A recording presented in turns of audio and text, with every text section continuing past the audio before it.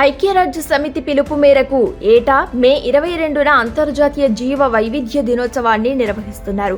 జీవ వైవిధ్యాన్ని రక్షించడం, పునరుద్ధరించడమే లక్ష్యంగా దీనిని జరుపుతున్నారు. దళిత వైతాళికుడిగా ప్రసిద్ధి చెందిన భాగ్యరెడ్డి వర్మ 1888లో జన్మించారు.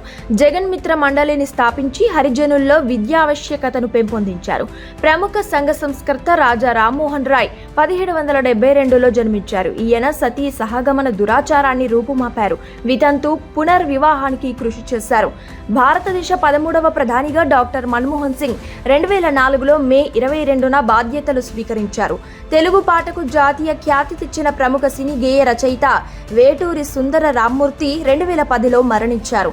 ఓ సీత కథ ద్వారా సినీ రంగ ప్రవేశం చేసిన ఈయన కొన్ని వేల పాటలు రాశారు.